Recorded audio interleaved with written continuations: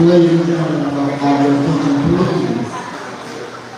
As y'all heard the beginning of this story. My name is Carl Williams. Most of y'all know my name. I'm not sure if y'all know my face. But I'm sure most of y'all heard of me at least once or twice or a couple dozen times. So, tonight we gathered here to some of us are figuring out who we're voting for. Some of us have already voted and we're just here for free entertainment. But for all, no matter what, we're going to get some questions answered here tonight. But before we do,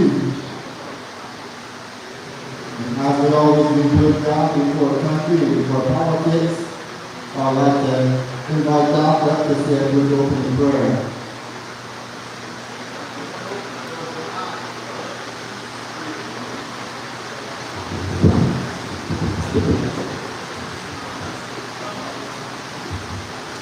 Our Father, who art in heaven, give us this day our daily bread.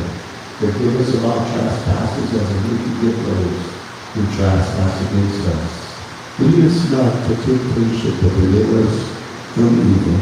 For yours, you are our God, and we will make the labor of sins to be no good. In Jesus' name we pray. Amen, amen, amen. We pray for what's going on tonight.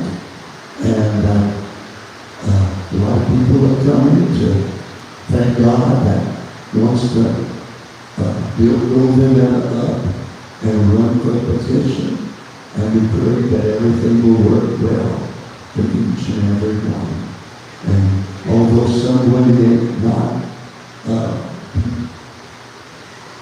elected, but God will bless you to make it better to work for the town of Golden. And God will work things out for you. The ones that win will win. The ones that don't, God will bless them in other areas and running over blessing. God bless you all.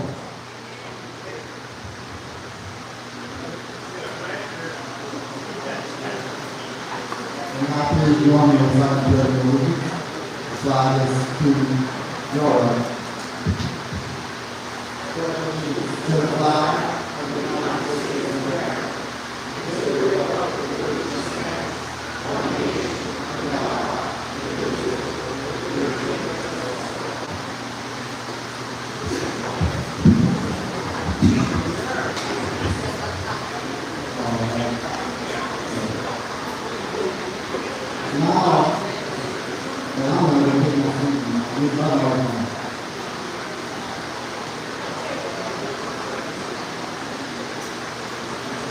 So, first up on the docket we have Mr.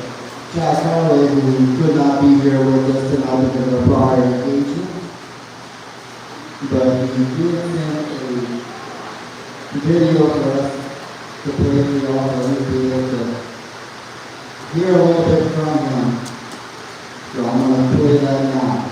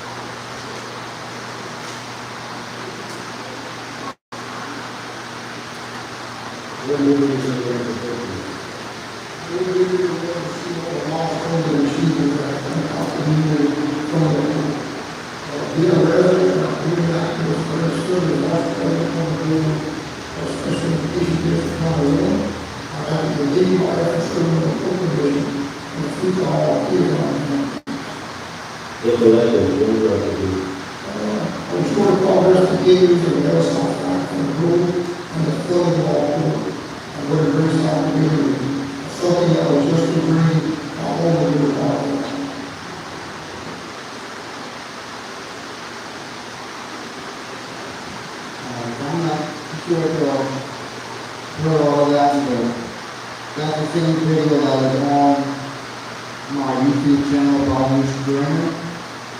So if y'all did not hear that video, but y'all still would like to hear what Mr. Jack said in that video, you can head over there and listen to it there.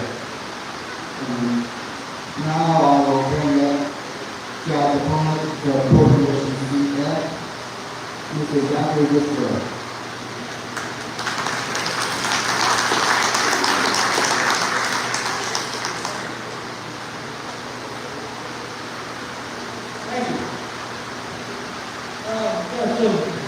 Thank you again for having this outing.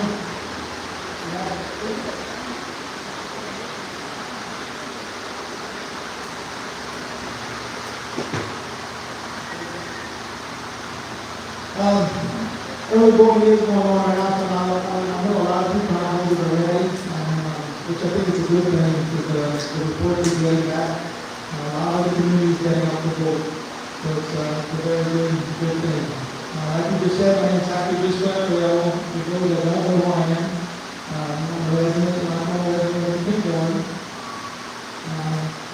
From my dad's area, we're in just Grandpa Clay and Meadow, Grandpa William and Tyler Road. Just I live in the family that I know my wife. It's here tonight, Penny. My wife for 26 years. And we have 3 children, 5 grandchildren.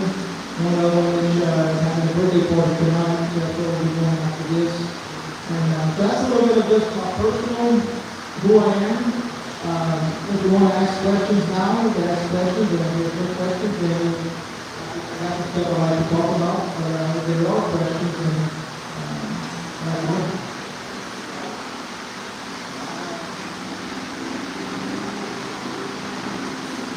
Mr. Chad, I have at least one question here for you. Yeah? Don't mind. Mr. Chad, where do you see the future of the port in the next 10 years? Good. That's one of the things I have on my list. So the port, currently the port has about 9 tenants. Those 9 tenants they've over about 140 or so leases in the port. That's all you want to ask. Those 9 tenants are pretty much the tenants that stay constant in the port. Future-wise in the port, I think there's a big LNG plant that they're talking that they lease an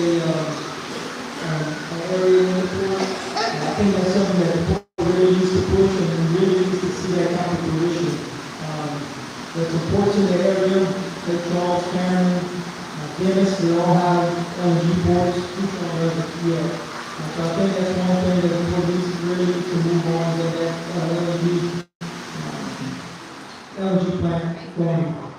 The other thing, the Fouchon is always going to be an oil and gas port, no matter what. It's just inherently going to be an oil and gas port. But there are a lot of recreational things that the port's working on. So I think hopefully in the future we'll have more recreational opportunities to where it's not just an oil and gas port, not just an industrial port. They just completed the wetland park, the coastal wetland park, which was the kayak canal that they dug. They added, the port actually has 1,200 acres that's classified as recreation. But they just finished the kayak port, they have a kayak launch and a canal for recreation. They also, once the bridge gets put back in, Fouchon Beach, I know everybody remembers when they were young, used to go to Fouchon Beach, right? And we all miss it. Fouchon Beach will be classified as a state park once the bridge is put back in place.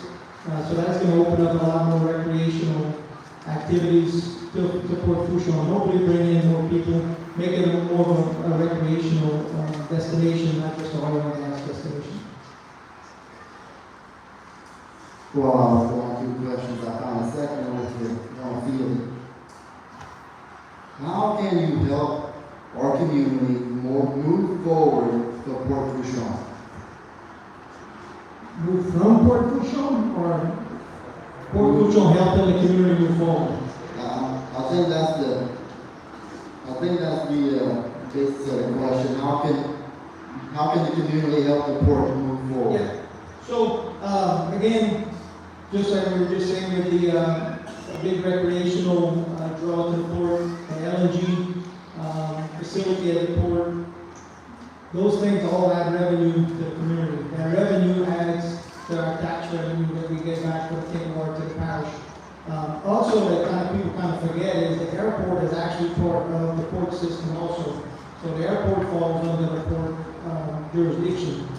The airport has about 1,200 acres, but the actual footprint of the airport is only about 330 acres that the airport takes up. Now there is some that's not developable, that you can't develop with just marshlands, but there are a lot of acres that can be developed. They just recently applied for the Louisiana Economic Development Committee to expand that area, and hopefully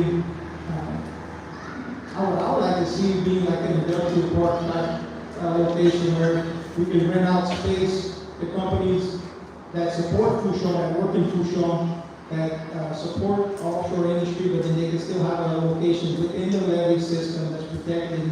And with the new bridge, the new corridor have straight access to the port lane, and not actually be in Fouchon for insurance purposes and for levee protection. So I think all those would add revenue to the port, which in turn will add revenue to the parish, add revenue to the temple.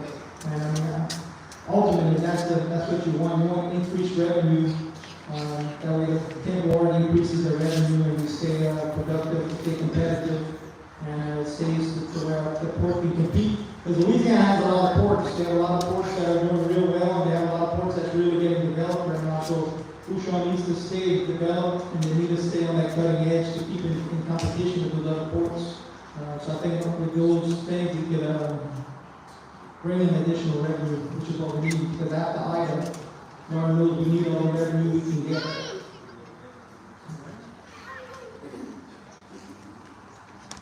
All right, Mr. Zach. Go ahead. So, one of the other things I just wanted to talk about, I get the question asked a lot, and I think it gets asked a lot, but you never hear it in public, but a lot of people think about it. Millage. And I just wanted to bring that up, because I get it asked a bunch of times. And I think it's a good thing. The court's doing a real good thing. A lot of times people don't really understand it, so that's why I just wanted to mention real quickly. So the court has a max millage that they can collect of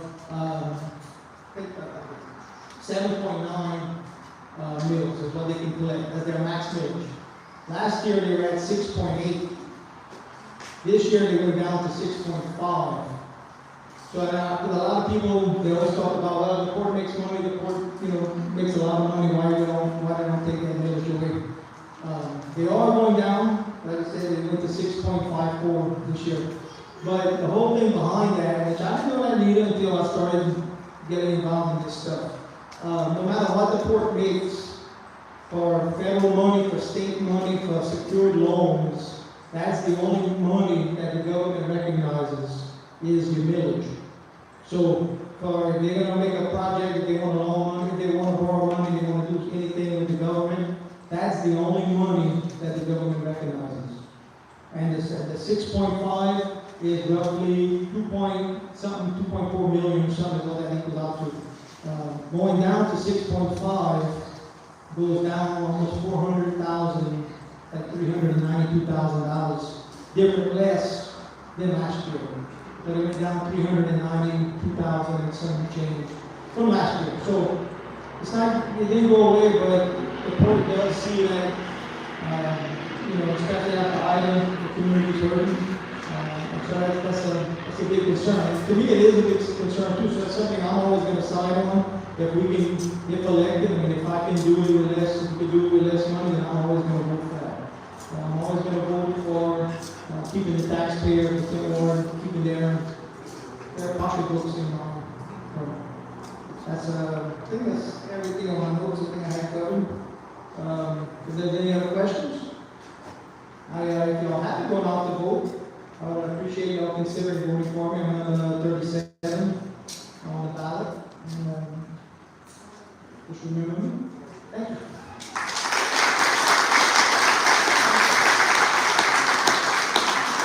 Thank you very much, Mrs. Zach, for coming out here and speaking to us. Troy, you want to go first, or you want the council people to go first?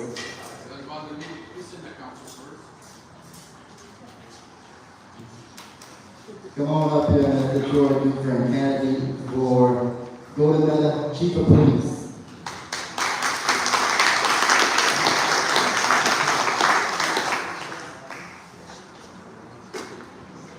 Most of y'all know me, I'm Troy Dufresne, I'm running for the Chief of Police of the town of Golden Meadow. I've been here for 5 years, I've been in law enforcement for 33 years, worked for the Port Commission of Police for 28. The future of the town, if elected, I just want to see more progress. Of course, we want to see less crimes, drugs, speeders, make the town a lot safer for the community, which we live in a small, I call it retired community. I don't think we can get any safer in our town than compared to Lockport, especially Thibodeau, Houma, Randolph. We all have crime. It's going to happen. Anyone that says that they are going to do away with crime and drugs is clearly deluded. There's no way you're going to get rid of all of that. Just like speeding, we don't give breaks, but we don't like frivolous tickets. People speed. They come through town on the streets, down the highways, and everywhere else. And that's one of the big things we do to help keep our town safe, is by stopping the speeders and issuing citations.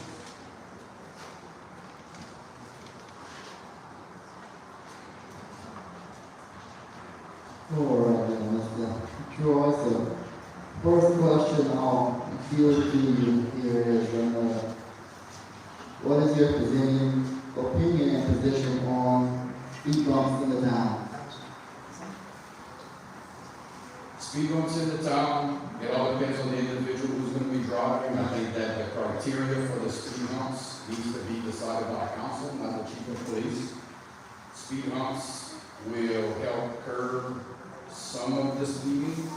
Speed humps may damage vehicles. Speed humps may can't be put in on the streets. We can't have speed humps down, let's say, Oak Ridge or Texas Road, because that's heavy traffic area. That's where 80 wheels are supposed to travel. So if you have speed humps there, they're damaging. I think the citizens that live down the streets need to be asked if they want a speed hump. And from there, I think that question would be better asked to our council. Recently, the town is asking our state rep to implement a law allowing golf carts on the highways and vehicles of that nature. What is your opinion on that matter? If a law like that would pass, I would prefer not to see them on the highways of the road. I think it should be limited to different types of vehicles. I personally would not want to see four-wheelers, dirt bikes, mini bikes, golf carts and side-by-sides, kind of like the Grand Isle has, would be more feasible. If the law would pass, it should be written on the shoulders, so we need to follow the laws, as in licensed driver should have insurance. You need to follow the rules. We do catch people riding. If it's a kid, I can guarantee you right now that last 5 years, the Meadow Police Department has never written a ticket to anybody on a golf cart, driving on the side of the road. If it's a child under the age of 16, we follow them home. We get with their parents and let them know they can't do it. If it's an adult riding on the road, we just kind of tell them you're not supposed to be riding on the road. We are in a sleepy little community. People are looking for ways to do things, and I think that in the future, there's going to be different modes of transportation that we're going to have to make laws for. And when it comes to the golf carts, if you're driving them safely, you won't have a problem with the police department. Are we turning a blind eye to some of this? We are, because we're not enforcing the law as we would want. If the public wants us to enforce the law, we have no problem doing that, but this isn't a place to where it would be a monarchy, where the king says this is it, this is not. We have to give some leeway. We have to have discretion in certain areas, and I think golf carts and side-by-sides in the streets and on the shoulders of the road in the town of Golden Meadows is one of those ways where our discretion is a lot needed.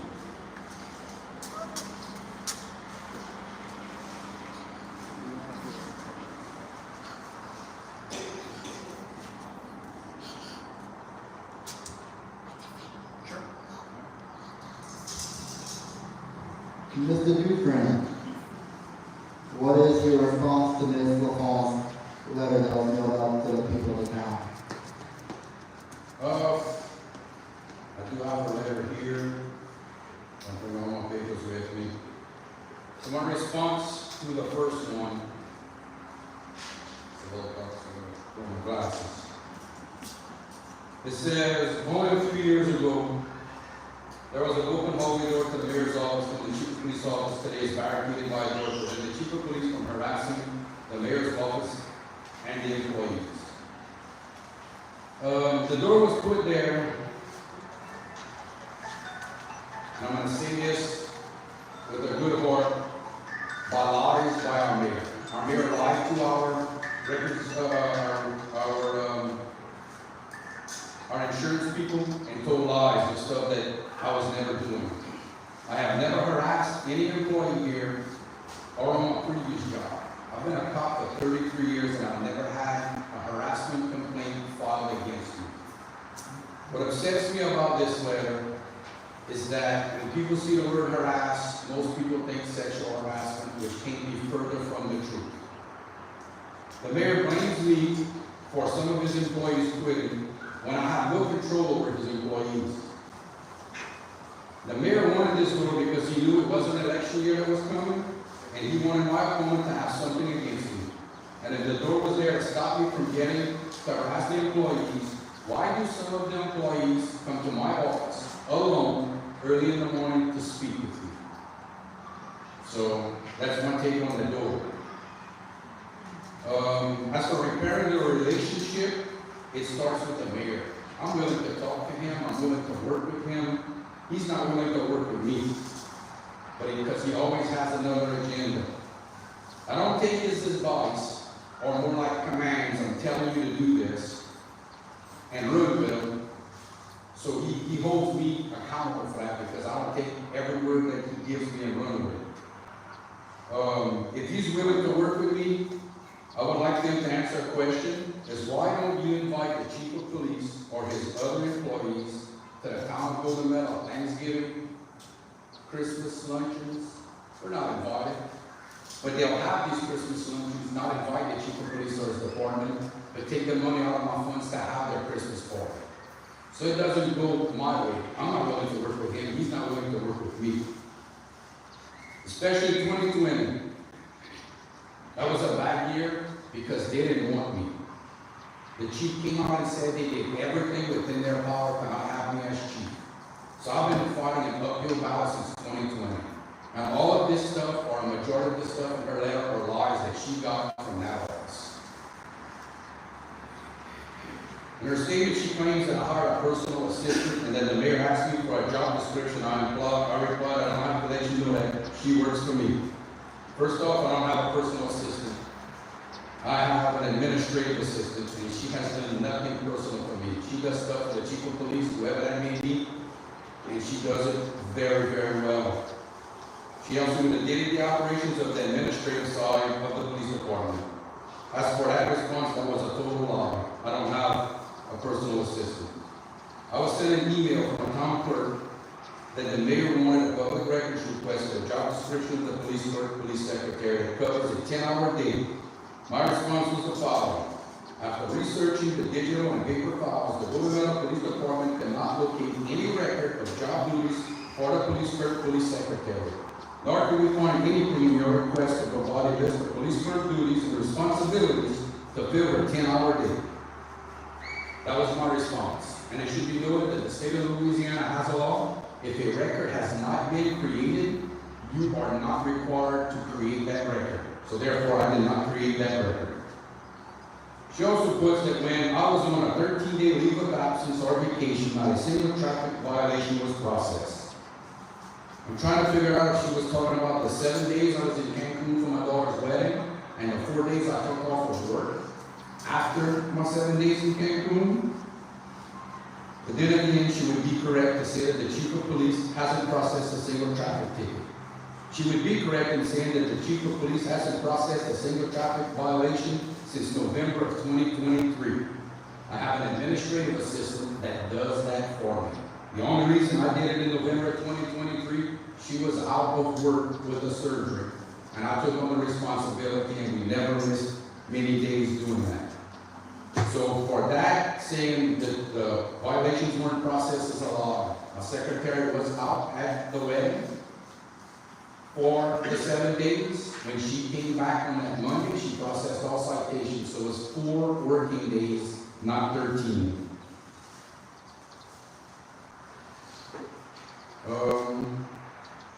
She said that the chief of police does not have officers direct early morning traffic or afternoon traffic at the schools, which is true.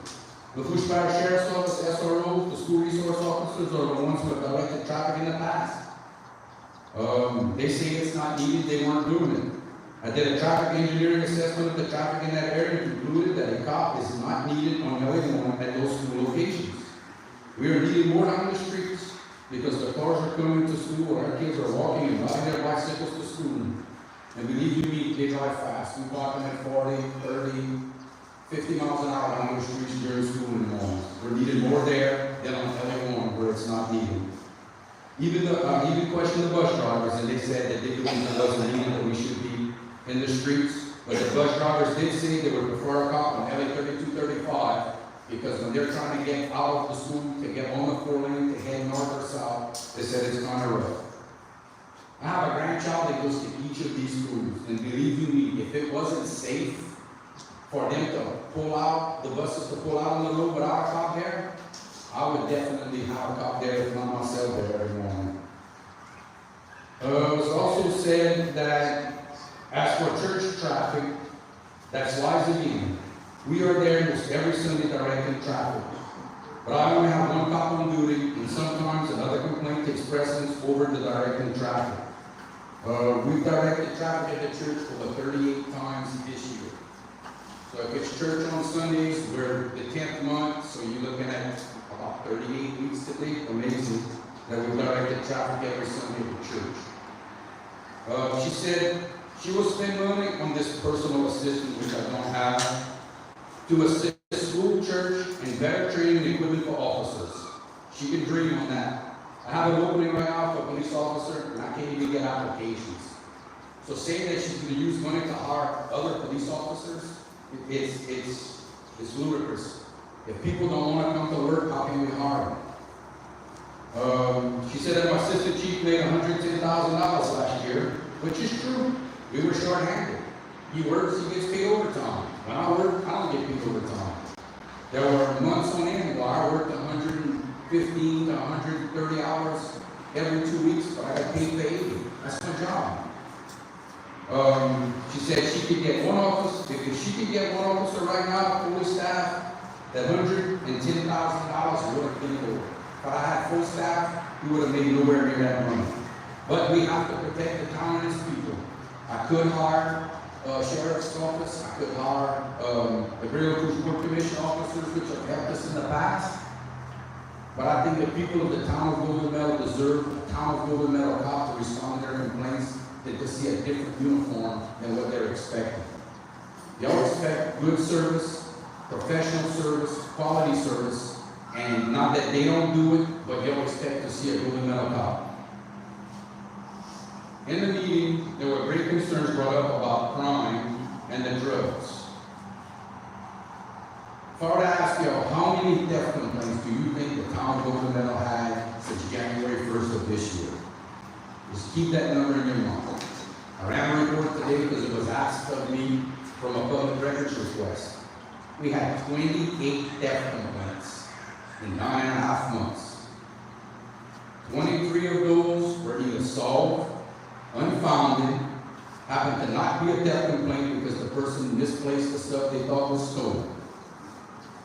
5 theft complaints, we couldn't recover a copper, we couldn't recover a canoe, we couldn't recover a lawnmower, we didn't recover a motorcycle, and a dirt bike.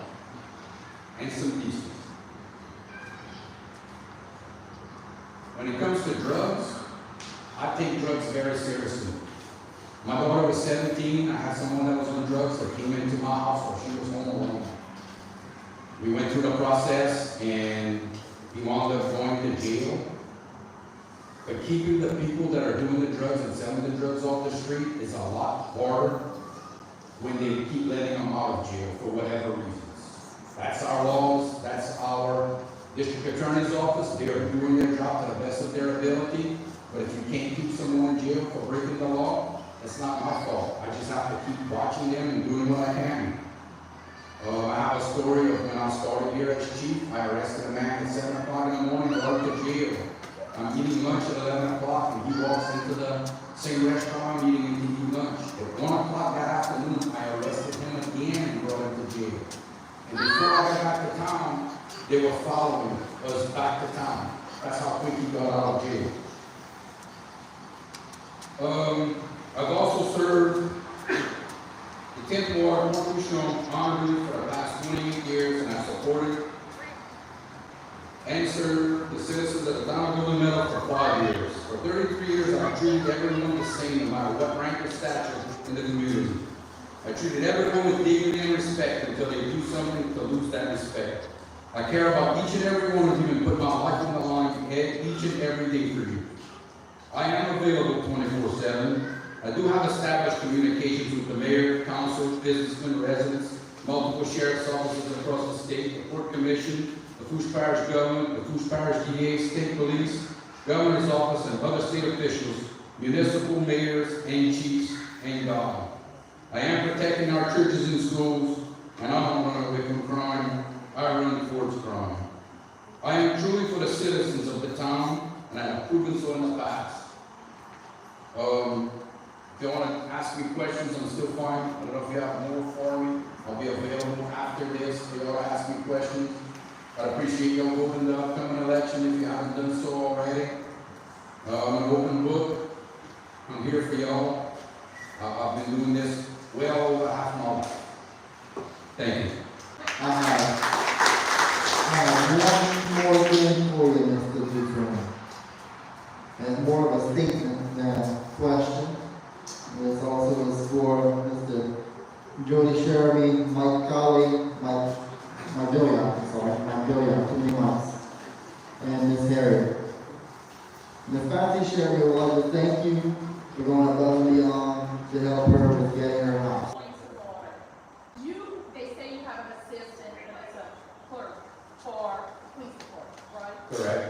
But they have always had that position. Correct. If I look back over the payroll for the town, and they have always had that position. So that position has always been in the police department Okay. for budgetary purposes, but the chief really never had control of his own police work. The police work was always run by the town clerk. Okay, if you look back on, salaries of the town over there, it's listed as a police clerk. Correct. In past years. And the other thing, the police officer that made $110,000, that was with overtime. Correct. Because they've had employees in this town that make close to $100,000, no overtime. Correct. Any other questions? You mentioned the church. I'm assuming you mean the Catholic Church. We have a church right here. Correct. 235. I never saw a job there.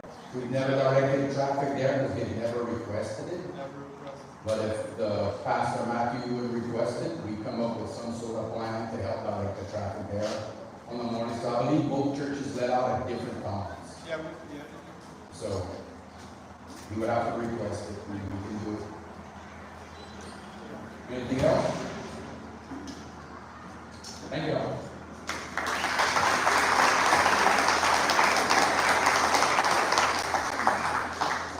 All right, ladies and gentlemen, it's 7 o'clock. I realize it's not late, but a little kind of late. So myself and Ms. Beth decided that if y'all would like to come up and get some food before we move on to the candidates for the town council, y'all are more than welcome to do so.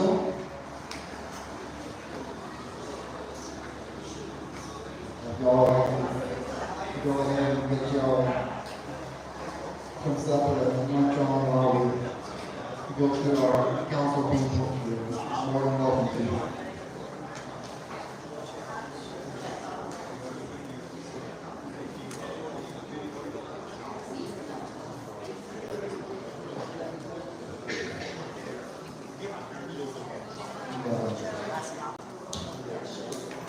Just like that. Ms. Harriet, you ready? Oh, no, you are. Ladies and gentlemen, please help me welcome up our first candidate for town council. Ms. Harriet, on down. I'm sorry, you're gonna have to sit out loud for my mouth. You can say it, I have time to say it.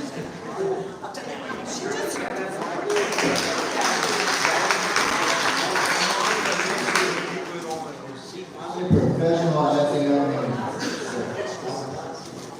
I am Marilyn Otan Seagrass. That hard word to say, Seagrass. And I know a lot of people here, and I'm sure that a lot of people here know me. I don't have many things really prepared. I kind of go from the top and the heart. And first of all, I really want to thank you all for coming out tonight. I want to thank all of the people who are voting early, because I think that's wonderful. We have such a huge turnout on early voting that really makes my heart happy. Because that means that people are getting involved, and that's what we need to do, is get involved. That's one of the things that I'm hoping that I can push a little bit if elected. Do you have any questions for me?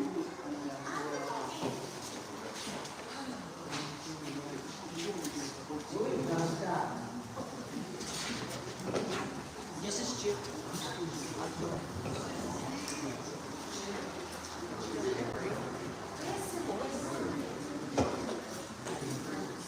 Ms. Harriet, if elected, how will you go about working on getting the town library reopened?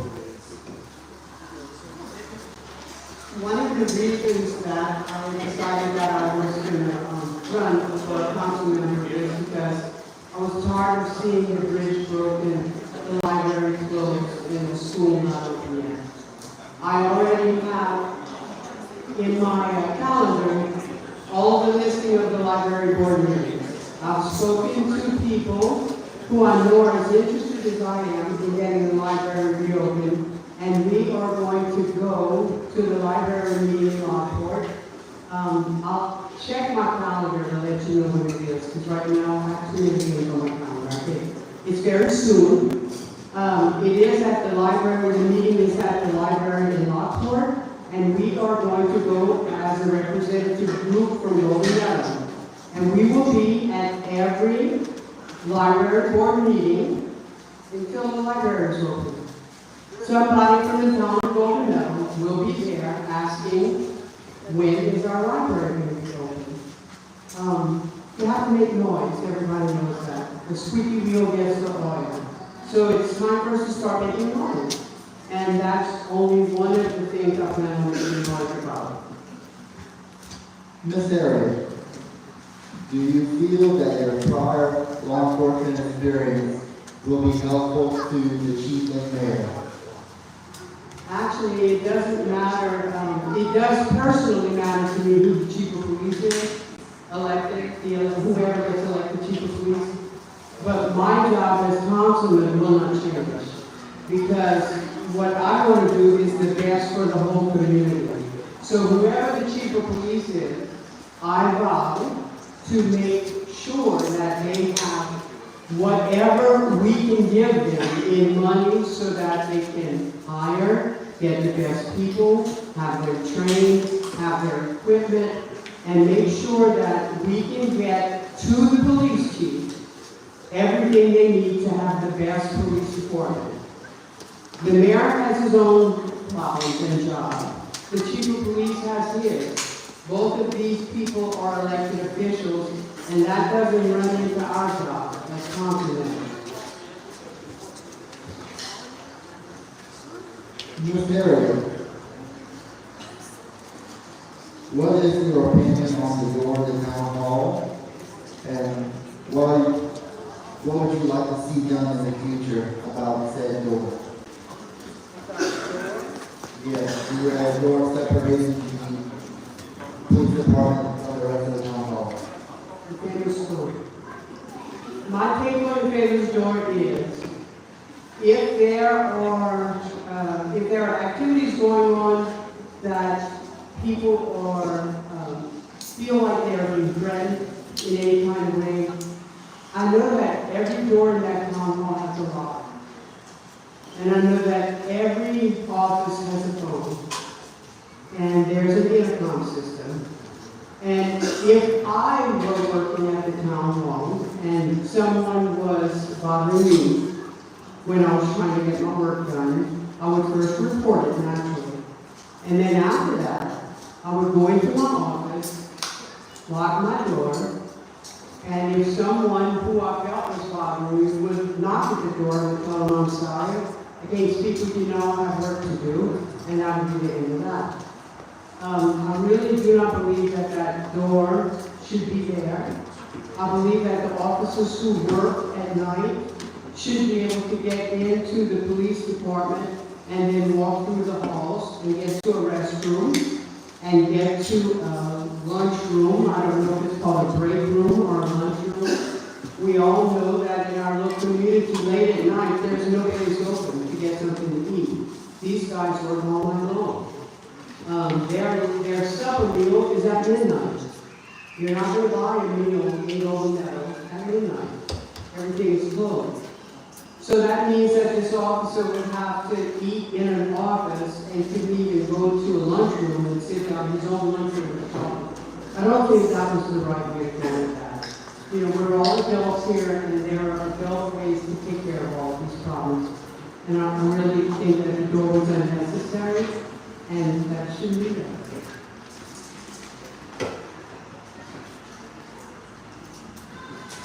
Does anybody have anything else in this area?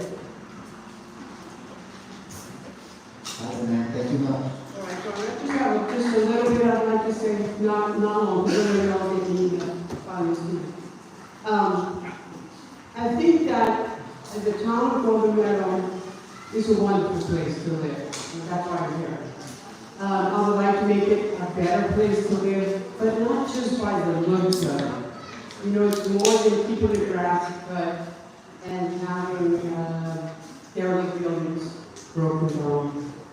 I would love to be able to work to get the heart of Golden Meadow. That's one of my major things. We have a lot of people, and I've seen it because I've gone house to house. I've gone down most of the streets, I'm not going to finish it, but I'll make it, in Golden Meadow. There are a lot of neighbors. There are neighbors. Even if you don't live next door, there are neighbors. There are a lot of neighbors that need help. And I think that we can do that. I think that we can help each other, like we used to help each other.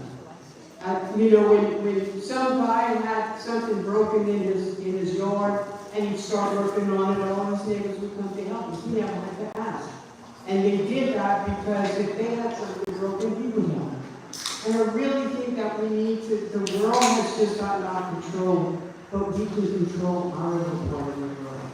And so this is something that I really want to work on. I would appreciate you considering voting for me if you haven't voted in early voting or election day. And the promise that I will make to you is that I will always work for the citizens of the town of Golden Meadow. Always. Thank you.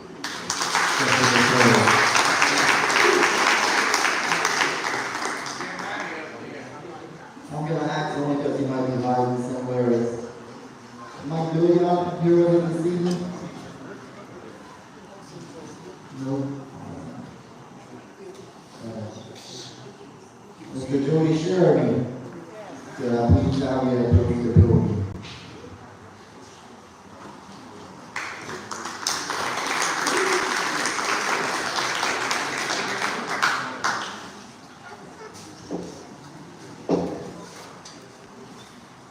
My name is Jody Sheridan. Most of y'all probably know me. I've been around for 40 years. Appreciate that. I love my community.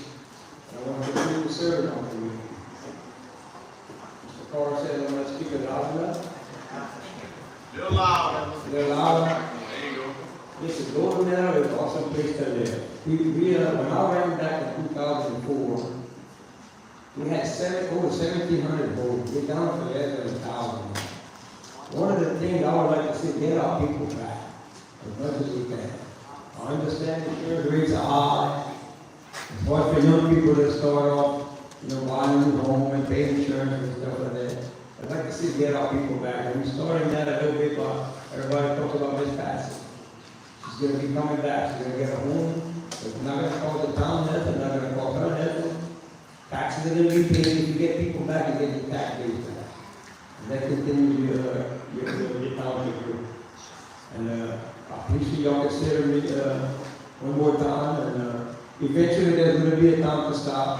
I don't think it's time yet because I love my town. I'm always going to be your voice. It's not about me. It's about you guys.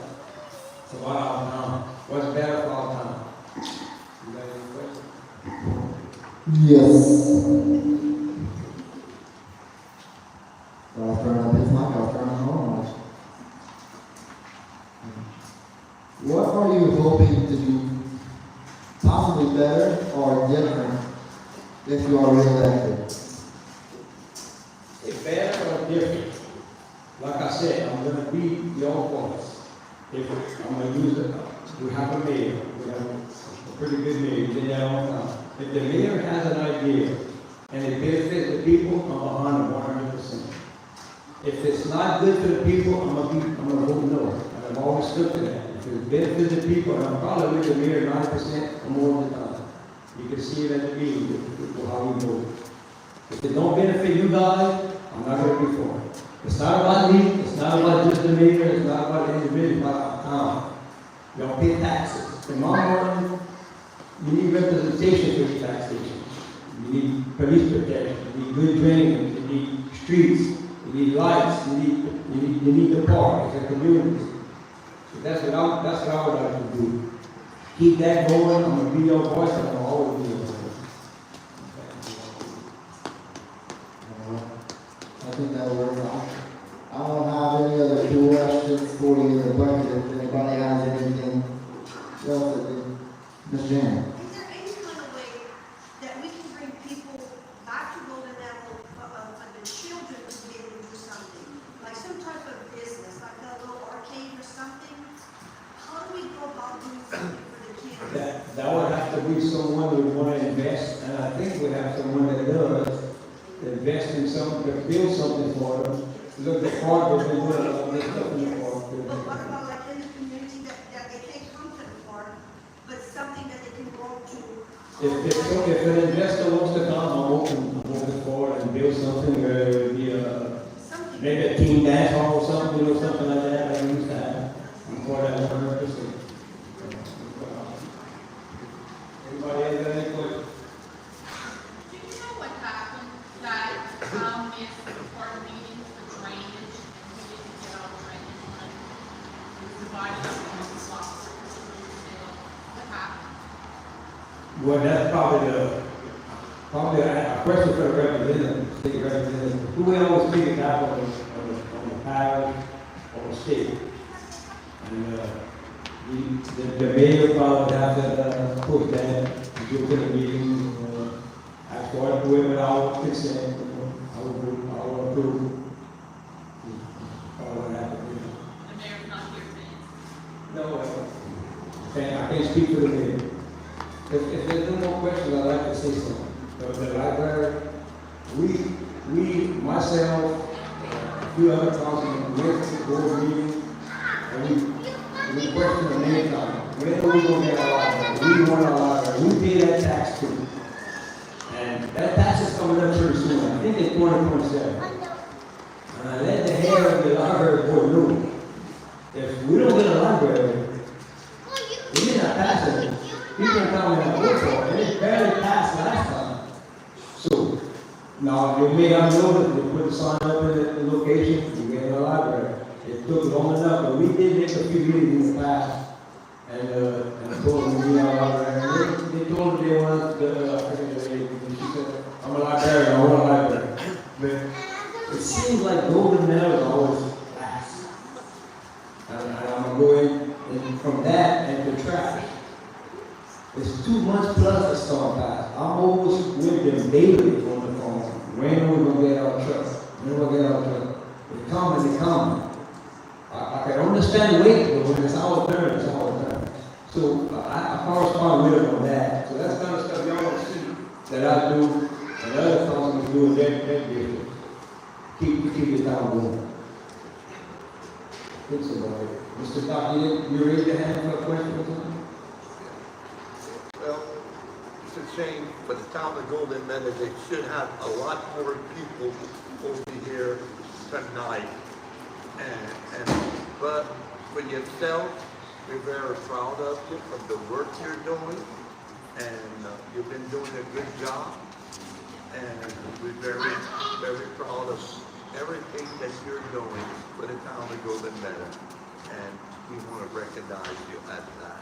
Mr. Louis, I appreciate that. I don't want to accolades for me. It's not about me, but I appreciate that. It's about our town. I love our people in our town. I love our town. Any kind of way I can do anything to get our people back, I'm willing to do it. I'm going to go back to this passage. We got a very report, and they do a good job. But the council made the final decision. In my mind, each permit needs to be looked at individually. Circumstance. Miss Passage to do it. She was coming close to the property line, but south of her house, most councilmen didn't know that. Council people, you can't build nothing because of the pipeline. I knew that. Apparently they didn't know that. So we corrected it. And they came on board and we corrected. Now she's getting a house. We're gonna get some more taxes. We're gonna have a forever home. All paid for, make the code, which is what you want. So, appreciate that.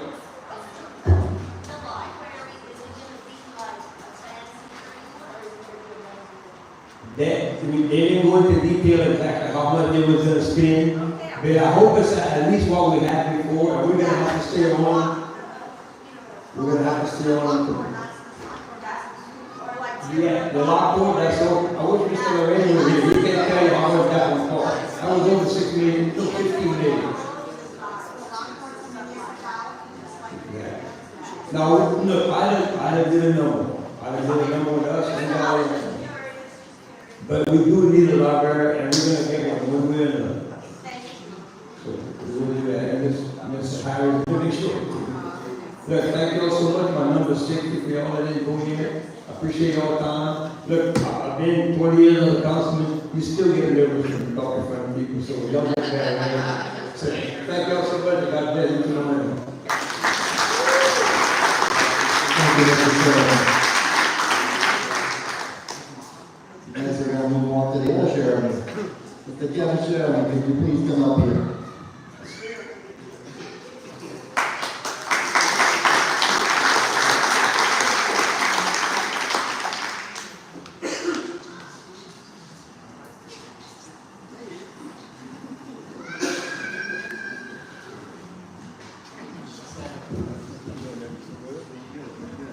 Y'all can hear me? Oh, yeah. We're gonna put all right to it, put on. Kevin Cherry, pretty much I'm gonna give you a little dog, I've been around a long time. The reason I'm running is I feel the kicking of the door is something needs to happen every so many years. Economically, things are down. I believe there's other things that people who work together with us, a community back. And nothing more than each item is so like the people who are grandfather and I was doing their thing. And we're not making nothing off of it, so they're using our houses. Putting kids or all, speeding or whatever, which brings revenue good, so that's part of the reason. We gotta get a little time. We do. The law is down. We lost a lot of storm. We need to start looking at other avenues to be able to bring the community together, first of all. Someone in there, do it without prejudice or see another one deserve it. We don't need money. Competition that if y'all know me, I'm gonna go above and beyond. To walk away, for me feeling good that I have tonight. We don't do what we do. The thought is a very good or, but anyhow,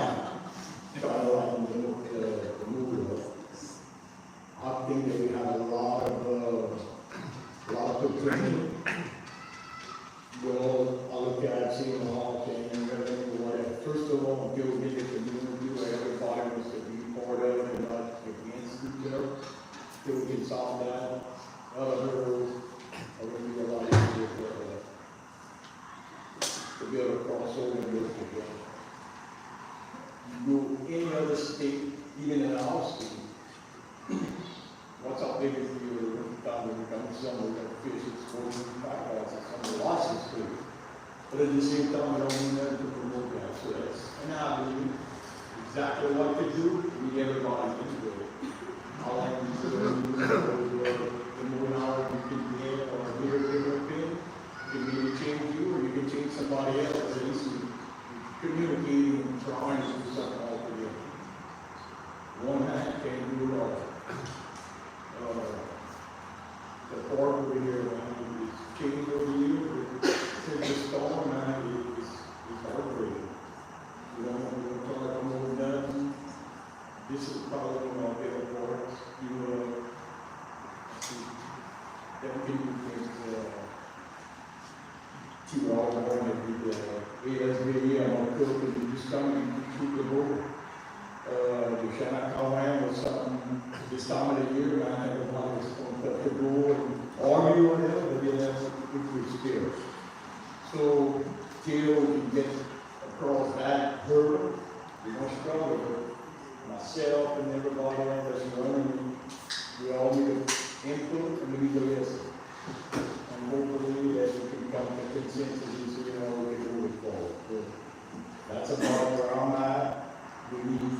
We lost a lot of revenues, tax revenues, and that's all we're down. We need to bring ourselves back up. Don't worry about anybody else. We got to move first. With that mentality, whatever else comes, it's running. Or if we come back good, if not, we got to survive. So there's some ways we can do it, but we all need to come together and we try to input whatever it takes. I'm getting Kano will be there, I'm talking about this was last year, but it's not that much problem.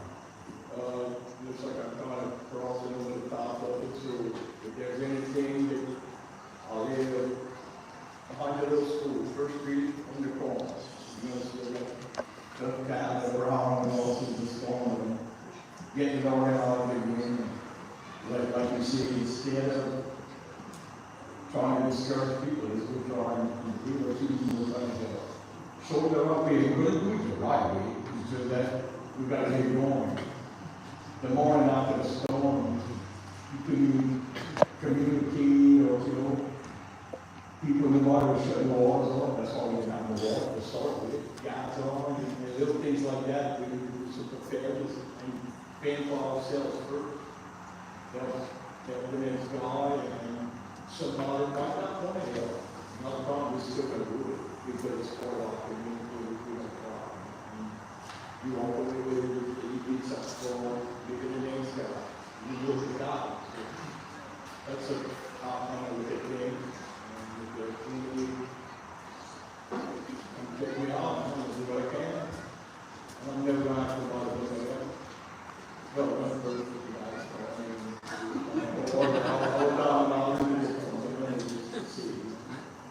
It's good, I'm to put the levy, to pool, to the 1976, and we still have the horses and the chickens on the spring, and man, you get every time it's full of lost, the good old ladies you call them. But it was simple, we bring the food, that's something that we have, and that's something I enjoy doing, so that's kind of taking that direction. We should be a destination for that, that's all we do. Or people involved, We have another meter now, and we're going to see over the seawall, and I'm going right now, there's somebody going that way, looking the corner, come out and I'm looking right now. So, just simple a lot. When you get interesting, and we can all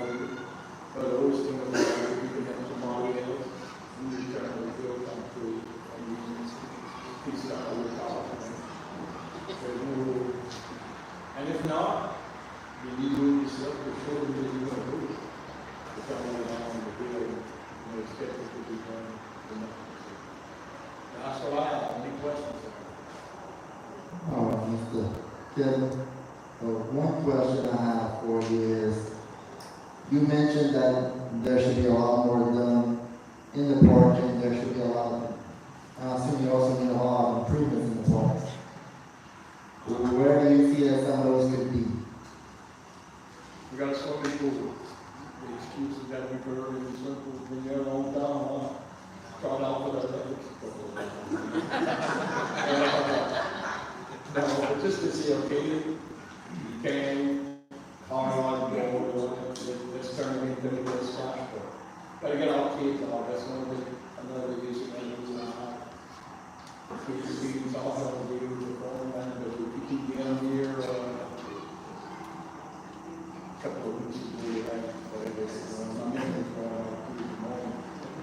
but anyway, kids go running around, that's what we used to do. And now, we will continue around in some area of the water, and put one out of the routine, from the air, and just go to the open. Yes, it's getting active. Mr. Westcott does a lot for the kids, and you're trying every day, and we all need to maybe put a little bit more than we do. I also believe that when we control, while we're not in the West Bank, there, West Wood, have a place where they can sell their shrimp or whatever, little things like that, that you can get us going. How much? I don't know, but if you look at it, we don't need to be rich, but at least it's ours, and we'll hold us over to something else. That's where I'm at, and I see we again come out and get it once a month. We really started out once every 6 months. We're going to come out and we'll land and we'll report videos. We got to start communicating and slow down and start to get back to where we were at. Not all so long, but talking to those people, they all good. We not in our work. So we can slow down and we have a lot of everything. It's all great and I see the way that all of it we have in the world. Good memories in the time. Brother, I thought we had a long time for childish stuff, but it all worked out, we do not walk it off and we just leave it together. I'm willing. Again, running all the store, I can still get here if I don't want to get in. I'm not taking everybody to move forward. If you take it to do a good job, you feel from myself, my personality, I'm 100% right. But if I get elected, then I'm going to be more dedicated to stay. If not, I'll kind of grip away and go help somebody else. So, but I still do it. Call me. I don't know why I live.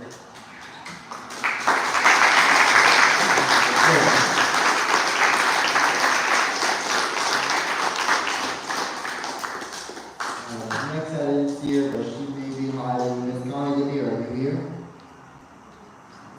I'm going twice, so. And next, I'll let it call Mr. Brian Moore.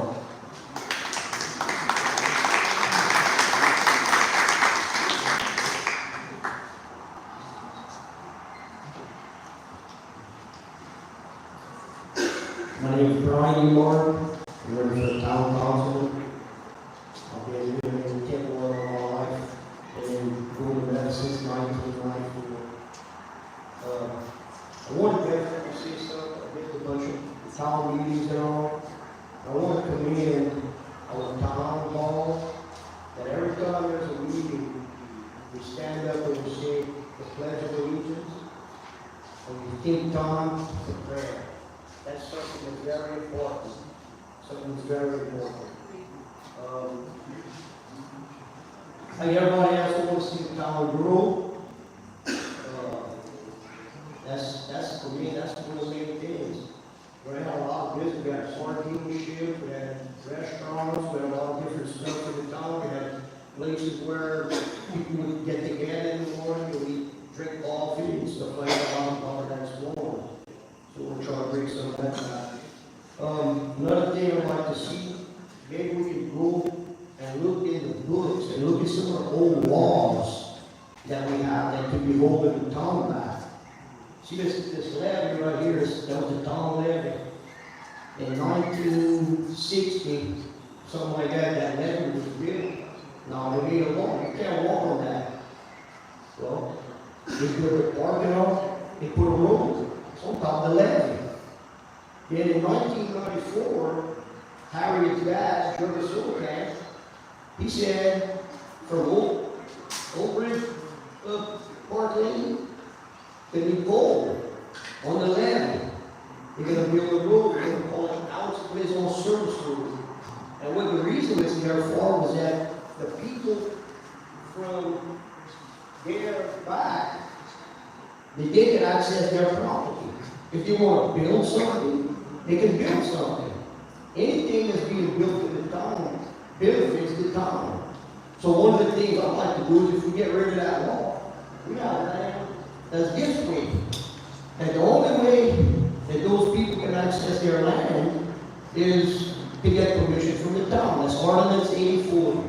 Then we can take it off the books. People can access their land. We can build a road. Just like they have it from the park, going to the pole. We can start right here and go this way. That way the people right here, they can access their land. You know, the Declaration of Independence, it says that we have the right to life, liberty, and pursuit of happiness. How much happiness you got when you got land that the town says that you can't even go to unless you go ask them? How free are we? You know? And it's good because at least we can gather together and we can have something like this. You know? Some of my beliefs, I stand for the flag, I kneel for the cross. We're the land of free because of the brave. And that's the main thing. I believe in the Declaration, I believe in the Bible. The Bible is the inerrant word of God. I believe it's right. It's never going to change. It's something that we can stand on. I believe on the Declaration of Independence. We have to fight our own government to make this country. And you know what? I think you get to the point we almost got to do it again. Now, I believe in the Constitution. The Constitution can be changed. They got what they call a Convention of States. It's an Article 5, and the states can call a convention, and they can change the Constitution. We can stop Congress. We can tell them, we can rein them in. Before the Constitution was, we had the states. The states created the Constitution. The states are the creator. The creator is always more powerful than the creation. We need to rein in the federal government. The states are in charge. So, another thing, this was grown up as a fishing community. Even before they had oil. You had oysters, you had crabs, you had fish. Right now, you see all the shrimp boats tied up, nobody can hardly make a living shrimping anymore. The federal government won't help them. The state won't help them. We even went to Lafourche Parish. You know what Archie said? How are we going to enforce it? How about in Golden Meadow we start a ban on imported seafood? We start standing up for the people and what this community was built on. You know? And it makes, I'm not going to say large because, you know, maybe a lot of the kids, they don't want to go get dirty and don't go shredding. But I tell you the truth, I love doing it. It's hard work, but it made me an honest person, I believe. Farmer. Another thing, it's like I've already said, what George said. A lot of people got upset with Daniel Rain. They wanted to build us a temporary library. But you know what we've got? We've got the crumbs. I don't want no temporary. I want the best. I deserve the best. We put the best into it. We don't want second-hand. Another thing, a guy named Roland Sherman, he called him Roach, years ago. He said, you know what? He said, we got so much tax base down here. We have so much businesses down here. And we sing it all to Timothy. We need to separate from North Lafourche and Central Lafourche, and we need to have our own government. We need to keep our tax base down here, and that way we're gonna have good stuff. Daniel Lorraine had gave us road sales tax district number 2. That was from Valentine coming down this way. Parish road, not state road. It wasn't for LA1, it wasn't for 3235, it wasn't for 308. It was for the roads in front of all the houses.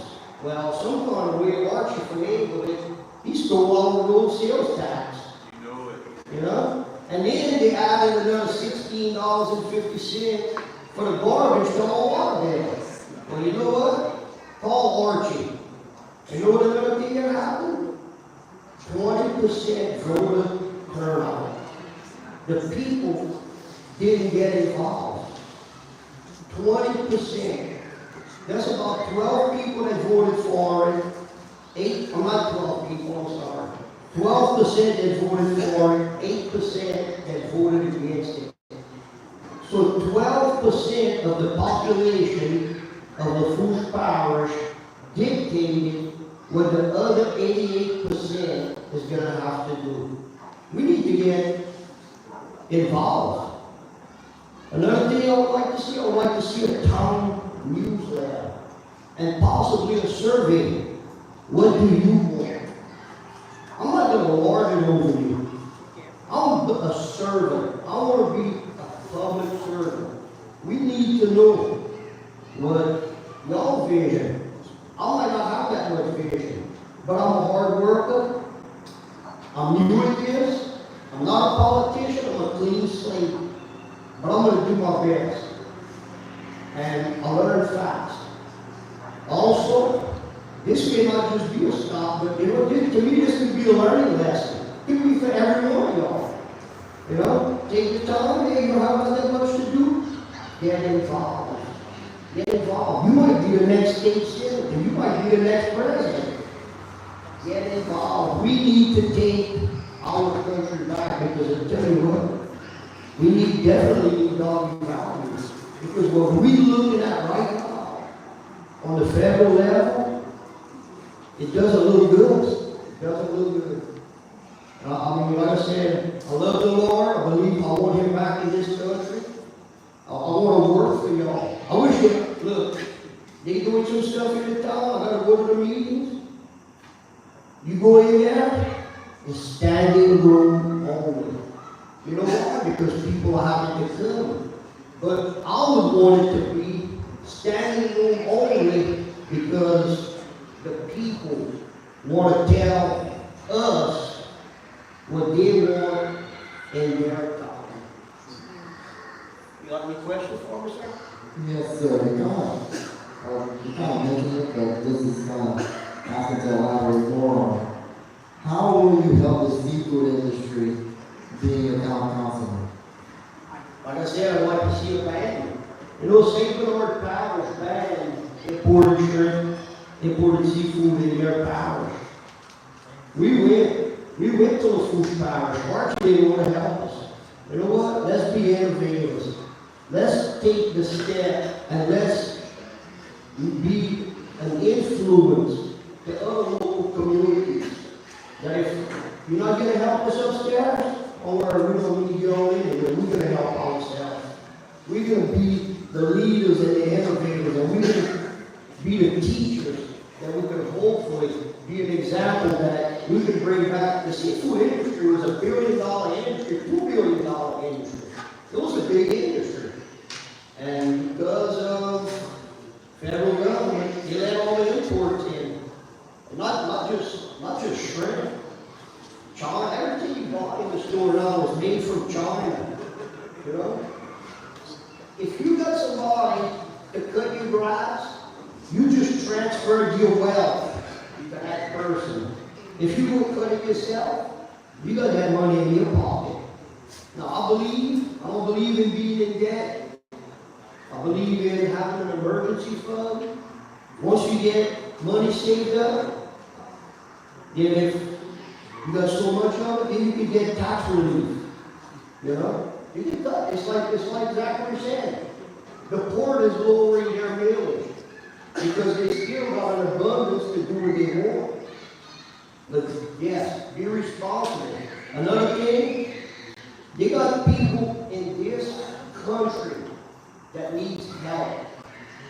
Why are we sending all our money to other countries? We should have places for veterans. You got people that's retired, you got people with low income, disabled. We need to help those people. We pay taxes for that. And you know what? I know you wouldn't do it, I wouldn't do it. I'm not gonna go make a loan. We $34 trillion in debt. I'm not gonna go make a loan to give it to somebody else. I'm gonna get my house in order first. So I appreciate y'all. I feel lucky that everybody that we can be here. I got a question. Oh, I'm sorry. Somebody else have one? I would like to know why you were still getting teacher pay raise tax during the last election cycle. Sir? I would like to know why you were against the teacher pay raise during the last election cycle. Because it wasn't about the teachers. It was supposed to be just for the teachers. But it didn't go to just the teachers. It went to the school board and it went to the school board superintendent too. I also talked to some of the people. My mama was a teacher. My mama Carolyn Moore, she taught school for years and years. She also taught catechism. I'm not against the school teachers. I want the school teachers to get paid. I think they should get paid like babysitters.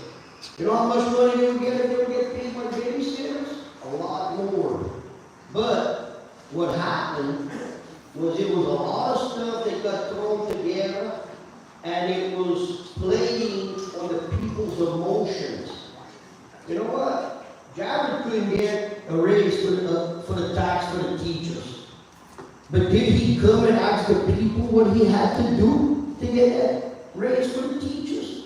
No, they did it sneaky and they did it underhand. I'm going to tell you something else that we lost.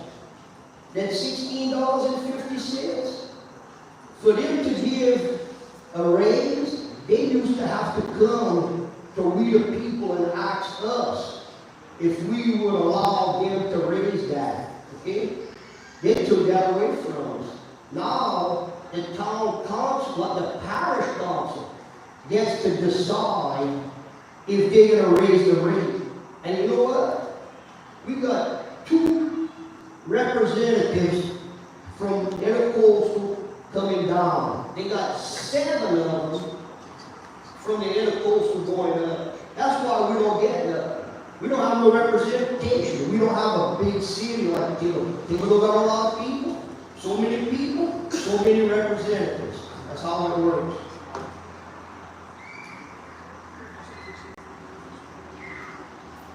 I want to thank y'all. I love the town of Golden. I've been living here a long time. I love this country. And I want to be a servant. That's what we're supposed to be. I'm not a politician. I'm a hard worker. I'm an honest person. When I do something, I put my heart in it. And I want to work for you. I want to work for the town of Golden. I thank y'all. I'm number 63, Ronnie Moore. God bless y'all. I appreciate everyone.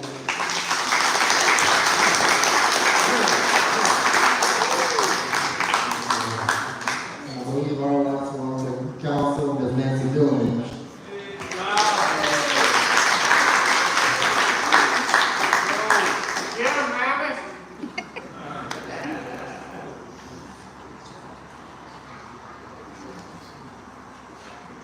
Good afternoon. It's very nice to see all of you here this afternoon. If you don't know who I am, I'm Nancy Village, running for Town Council.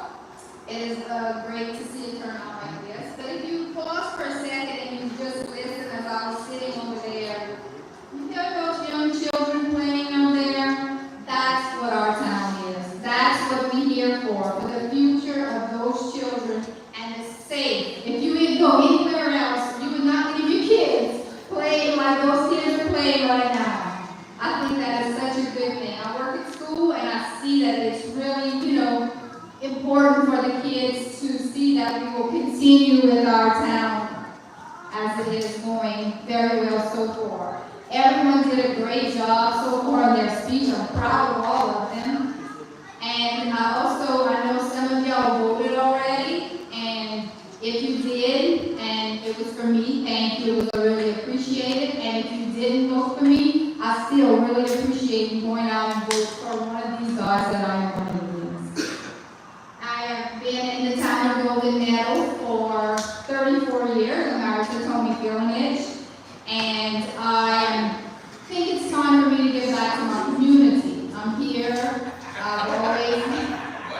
been around, and I really am looking forward to doing stuff like how they sing for the kids and stuff.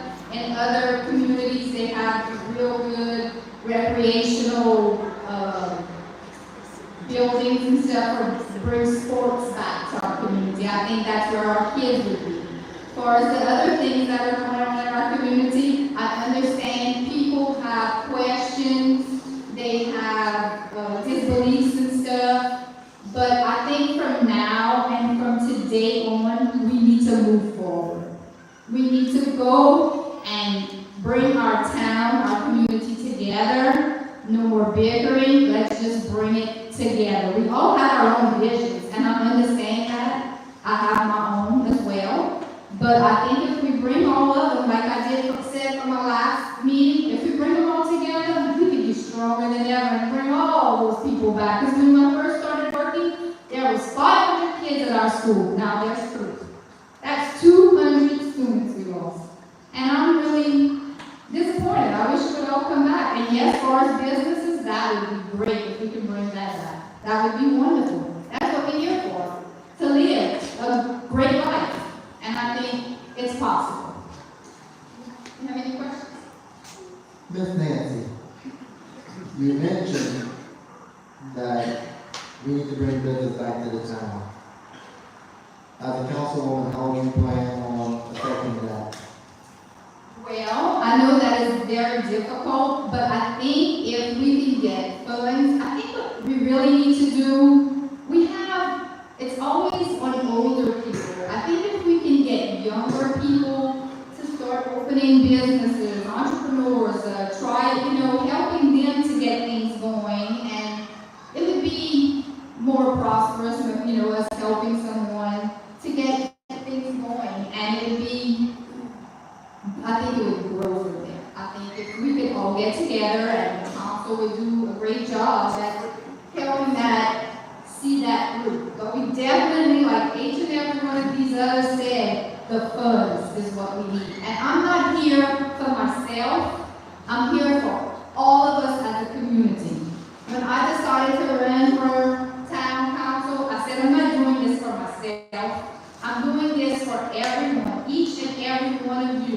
Because you all have grandkids, and you all have the elder. We need things for them too. We can't leave them out. They're the best things. That's why we're here. So I'm, hoping that we can bring back to our Miss Nancy, in your line of work, obviously you spend a lot of time with and around children. How can we improve our town in ways for them? Well, one thing I would really like to see is an air-conditioned gym that we can bring Biddy back here. I know they come and they can't always use our gym. We have to go to cutoff and stuff like that. We're getting going our fields here for baseball. That's going to be great. That's going to hopefully bring some of our people back here. And whatever else we can just keep going, soccer fields, everything. I think this park is what's going to help us bring our kids back. And this last one is... And the swimming pool. This last one's a submittal. I'm going to paraphrase a little bit of what I think it's meaning. So if it's your question, I'll address it wrong. I'm sorry. But basically, as I read it, will you stand for your own opinions or will you be a yes one?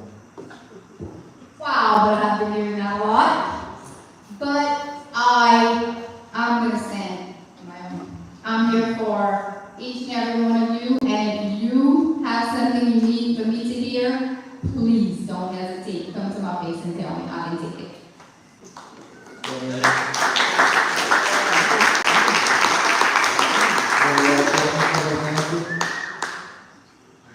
No questions? Come on. All right, that's all I have to say.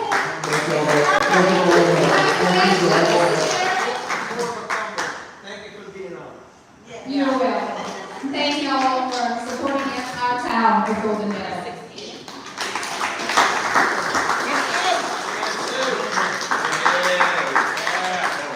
Thank you. I'm going to go Notebook. What you never, Nate? What you never? I'm 64. 64.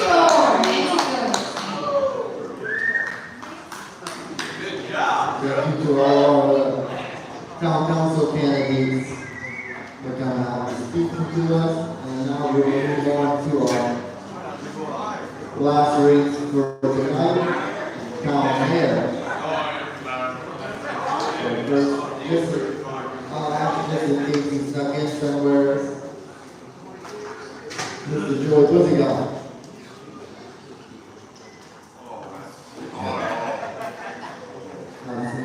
That's Mr. Pussygot here, we'll move on to Mr. Frank Borough.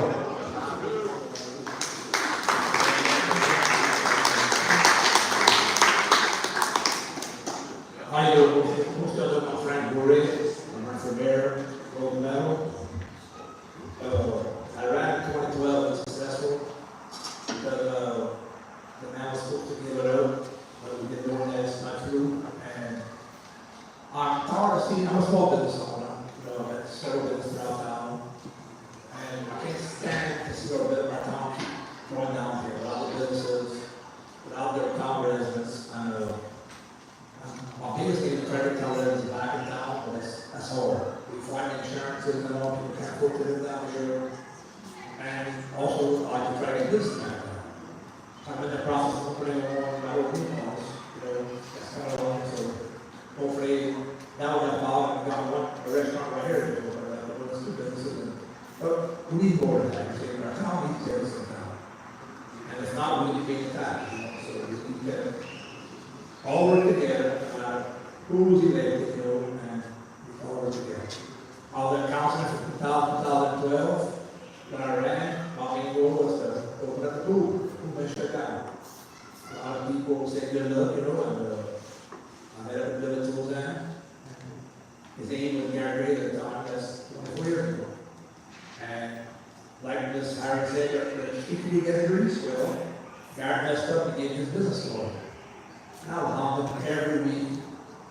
And then Billy Toolzan after finally one day, hey, I got a phone call back, got $170,000 off of it.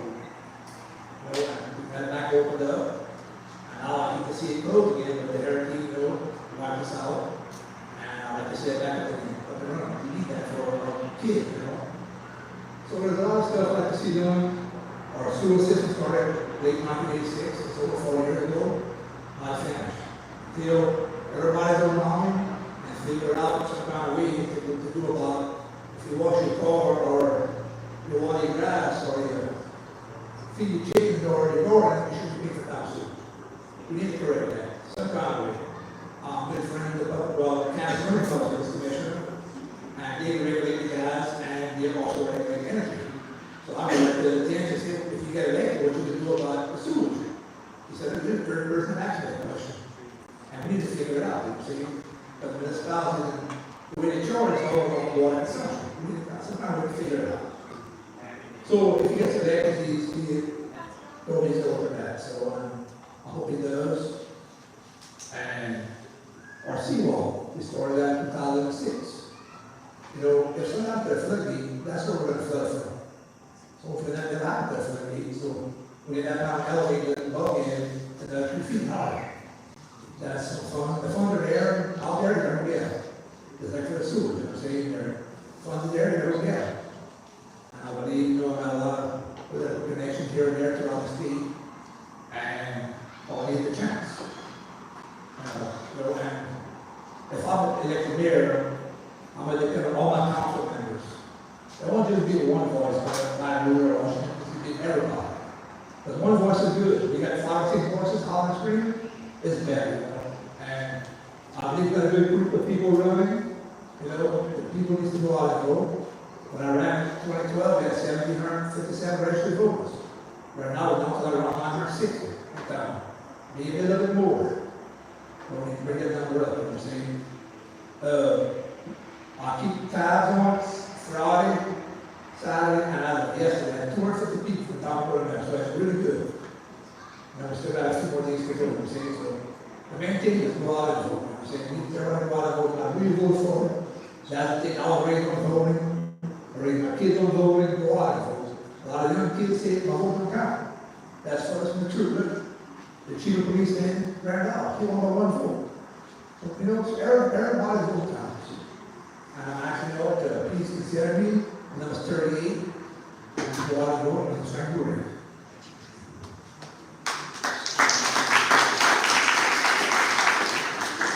Mr. Moore, as you mentioned in your speech, the town went through a dramatic experience with Hurricane Ida a couple of years ago. How do you plan to help the town continue to recover from that disaster?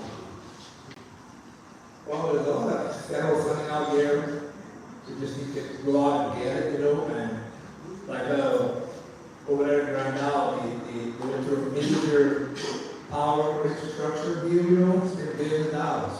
I know we're gonna pay for it, we paid for it, but through the town, they still working their way to flood it over, you see?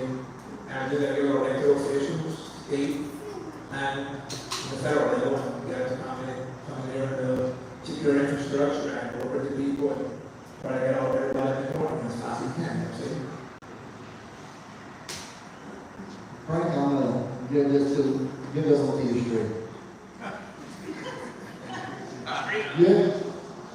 You're not always the most liked person in town. What do you say to the people who don't have a popular opinion about you and why you should still be their local mayor? Well, they don't know me, because I'm in the shirt on my back, you can ask everybody. I'll go above and beyond, I'll help, and if you leave all the room, well, y'all don't know me well, I'm saying, we go out and about and do what we gotta do for the community, and that's it, I'm saying, everybody will know, I guess.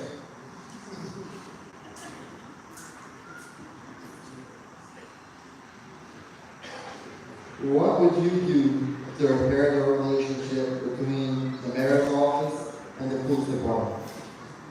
That's a good question. First thing I'll do is that there will be a lot of them, okay? We don't need that.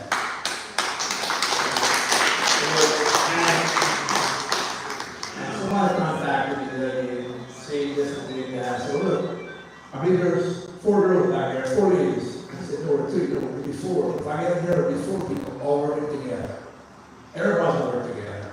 You know what I'm saying? From myself, the chief, the council, and the town employees. We all work together, you know what I'm saying? And that's the way we move forward. And the community, you know what I'm saying? We all need to get together, all move together, all work together, and work the right direction. Move forward. And all the same. Does anyone else have anything for Mr. Moore? No. Mr. Frank, much respect to you, brother. If elected, what's your first intended move as mayor? I have several of them. We need to get the money for the gas system, the sewer system. Then I also want to get with Garden Grove Security to go ahead and get some funding, because there's not really well for fix our seawall in front, okay? And throughout the town, we need several more main drainage from LA1 to the lateral, because the town's built for a reason. Everything used to go towards LA1, but now that's when we flood. We need to get the water to the back, to the front of. Then we need to jump on, get just cleaned up, and we got great drainage, you know what I'm saying, but I want to have better drainage, you know what I'm saying, we can have that, you know. We got to build it clean, right of road we can use, from everyone 24/7. In fact, one of the councilmen tried to get it, it's important drainage, people said, no, you gotta come from the left from there. They can have that. Hey, whoever's in charge of whoever, all the councilmen, hey, let's get the job done. We got to learn about me telling you you can do it good, can or cannot do it. Let's go out and do it, see?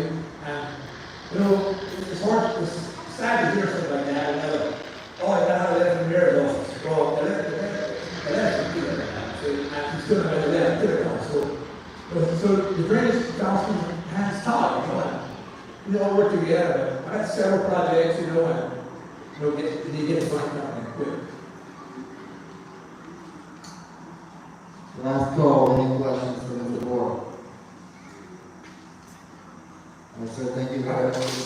All council, please, give me a chance in 4 years, and let me see, let me show you how to do it. If it's not satisfied in 4 years, you vote me in, if not, you vote down, I'll move on, okay? Thank you.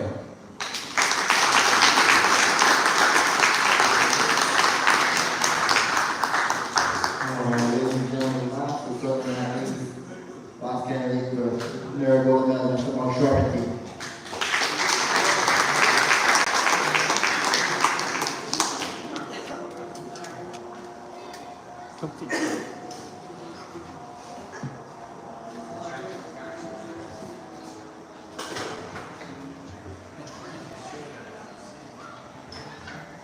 good evening.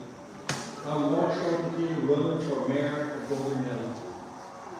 What got me into Golden Meadow politics is looking into the future of my 4 young children, my family, friends, and all the residents of Golden Meadow. At the beginning, I made a promise to myself to stay honest and humble through this interesting campaign. Well, it had its ups, downs, and moments, as most of y'all heard, but I stayed true. My priorities for the town are to pursue improvements and funding for the improvements, encourage business development, and increase jobs and revenue. And it's a list of that. Police recruitment. Police recruitment and retention. That's the key. We need to keep our officers that we have here. That's important to ensure the safety of our residents. Then we have Oak Ridge Community Park. Like Mr. Sheridan said, and the other council people running. Oak Ridge Community Park, which we all love, and we still do. It's it can come a long ways. As your town leader, I will seek improvements, new development, and fresh current ideas to keep all our park roads happy and safe. And it's an uphill battle. Y'all know it. My commitment to you all will be working for the betterment of our town. Full time. And off to the big statement. Time for change. We all know time for change. 40 plus years. That's a long time. As your mayor, I will keep moving Golden Meadow forward, not just doing what has been done in the past. When I get elected and take office in January, I am looking forward to working with and representing each and every one of you.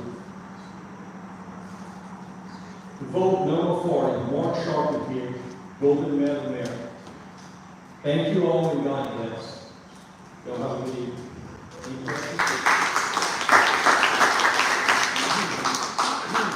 Mr. Sharpton,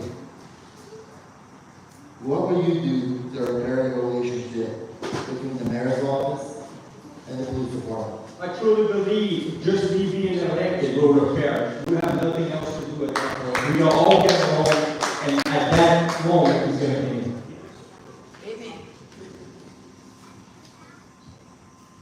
I know that you have been fighting a while for a drainage project in the Armand-Dossie area. If you are elected mayor, what would you do for drainage improvement throughout the town? Just like I said earlier, 40 plus years. First thing we would do, we have one engineer in town. So whatever that engineer tells us, we have to go with it. Why we don't have other engineers looking at that? The more eyes, the better. We need other engineers. There's a lot to it. We need to fix what has happened in the past with the engineer firm. We need to get other engineer firms in here. If y'all get down to it, y'all will see exactly what I'm talking about. But leave it up to me. When I take office in January, we will have that fixed. You mentioned also a lot about the park. Where do you see improvements for Oak Ridge Community Park? Well, we know we live on a floodplain. The water stays here. I've been saying for years, everything should be lifted. As far as the area here should be lifted. We should have a nice pavilion. We could have the bandstand here for all the events we have. We have a beautiful baseball field that they drag it on. And I hate to talk about the mayor because I said I was keeping an honest and humble campaign. But the current mayor is on the recreation board, And look where our fields at and look how long it's been taking. So that right there is to my heart. My dad passed away 2 years ago.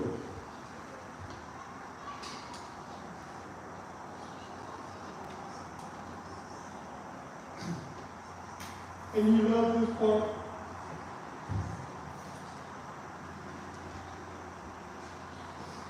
It meant a lot to him. That's one thing we will change. If I don't take office in January, we will still fight and have change. Are there any other questions for Mr. Sharpton?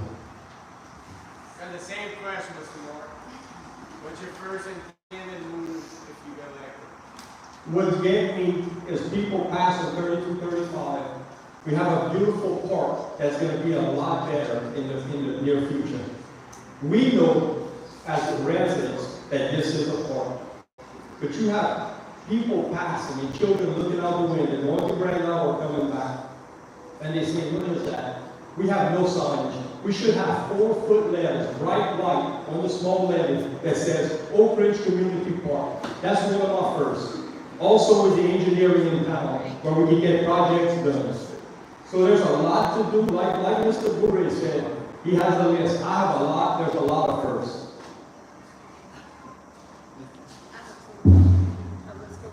What, and I asked, Mr. Chairman, I don't think that was in my question, but the present mayor has dropped the ball on our drainage funds for this town. He missed the meetings and we didn't get our funds. What will you do to make sure that we, and listen, I don't live in Golden Heaven, but I am a Golden Heaven. What will you do to make sure that we don't miss out on any of the funds that we deserve? I said it earlier, full-time mayor. That's what it's going to take. It's a part-time position and part-time paying lane. Pay's not bad, but full-time mayor. Won't miss any meetings, won't miss any anything. If it's done, like Mr. Jody said, all that goes between the council and all. Well, we're going to get permission from the council to go ahead and go after all the funds we can. We taxpayers, that's our money.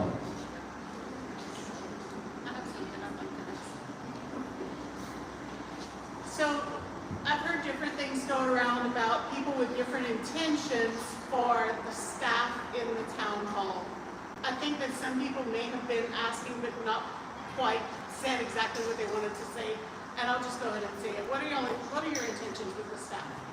Yo, I'm the horse and this is my mouth. You'll hear it from the horse's mouth. I have no intentions of getting rid of anybody in the office or out in the field.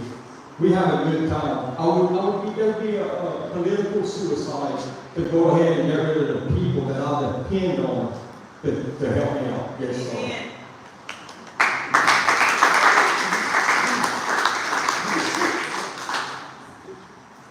Anyone else? Thank you all so much. I appreciate y'all voting support. Number 40. If y'all didn't early vote, go early vote November 5th.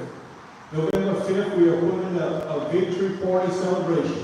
Win or lose, we're going to celebrate because it was such a good run. I'm already a win in my heart for going door to door throughout the town, knocking on doors, seeing people, leaving cards on the door.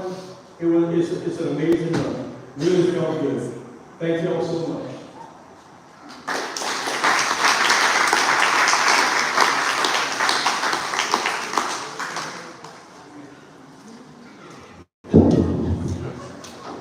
Ladies and gentlemen, that concludes our program for the evening. I would like to thank you all once again for coming out. I would like to thank Ms. Beth Early for taking the first step to putting this together. We appreciate it very much.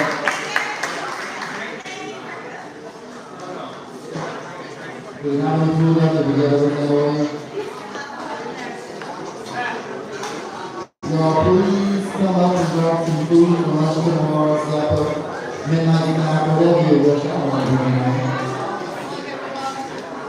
But thank you all, y'all. Y'all be all safe and go.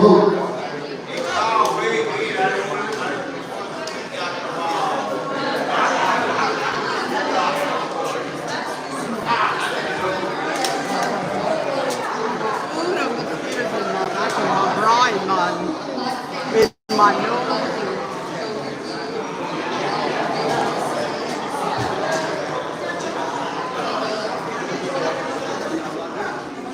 Yes, ma'am.